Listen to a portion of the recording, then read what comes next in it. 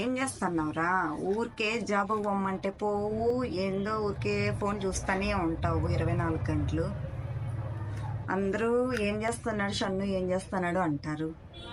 నువ్వేదో ఒకటి చేసుకున్నా లేదంటే గినా యూట్యూబ్ అన్నా కరెక్ట్గా వీడియోస్ అన్నా చేస్తా ఉండు. ఏం చేస్తున్నావురా నువ్వు ఇంతకు? ఏందో ఏందో ఒకటి చేసుకుంటా, నీకేమి? అన్నిటికీ నేను ఇంట్లో ఉన్న బాధే, ఏం చేసుకున్న బాధే అంటే ఎట్లా? ఇంకెక్కడికైనా పొమ్మంటావు నన్ను? Time waste చేస్తావునా?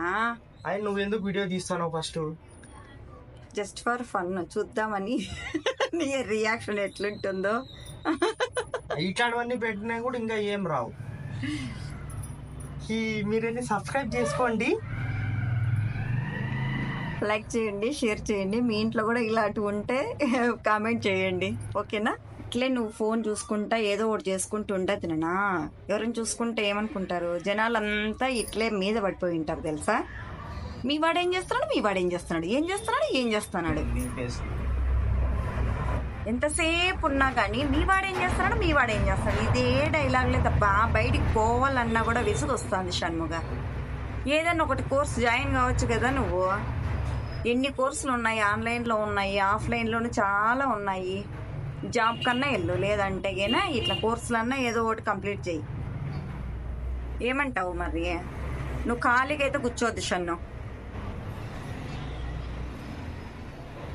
ఒక పని కూడా నీటుగా చేయనివ్వు,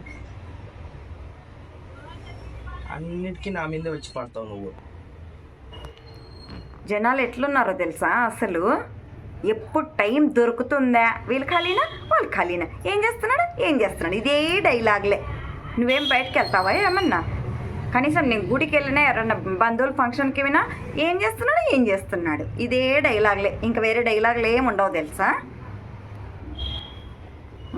మళ్ళీ అయితే ఏంది పోద్ది అసలు, ఇంట్లోనే కూర్చో. ఊరికే తలకాయ నొప్పి నాకు నీకు. ఏం చెప్తావు కానీ ఊరికే నాకు మెంటల్ వస్తుంది. నువ్వు ఏం చెప్పొద్దు అసలు. యాదో చేసుకుంటానని చేసుకొని అట్లా మనశాంతి ఏంది చేసుకొని ఇంట్లో. ఏమైనా కోర్సులు జాయిన్ కదన్నా, ఎందుకు ఖాళీగా ఉండడము? అవి యూట్యూబ్లో ఎప్పుడు వచ్చేది సబ్స్క్రైబ్స్, లైక్స్ అస్సలు చాలా తక్కువ అయిపోయినాయి తెలుసా ఈ మధ్య పెరగడము. ఎందుకంటే ప్రతి ఒక్కరు యూట్యూబ్ పెట్టినాం ఇవే ఉంటాయి. అందుకనేసి ఏదైనా కోర్సులు జాయిన్ అయ్యి దీనిలో చేసుకుంటా ఉండాల. యూట్యూబ్ అనేది ఉండాల, అది ఒక ఫ్యాషన్ అంతే. ఆ ఫ్యాషన్ని మనం స్టడీతోనూ తర్వాత జాబ్తోనూ కంపేర్ చేసుకోకూడదు. అది ఇది రెండు చేసుకుంటూ ఉండాల. టైంపాస్ కోసం స్టార్టింగ్ ఇది చేస్తూ ఉండాల. కొంచెం బాగా ఇంప్రూవ్ అయిన తర్వాత ఇవన్నీ వదిలేసి ఓన్లీ యూట్యూబ్ అయినా పట్టుకోవచ్చు అనమాట.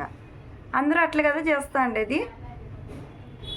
ఎట్లో చేసుకుంటాంలే, ఊరికే రావు అంటే ఏంది రాదు మనకి.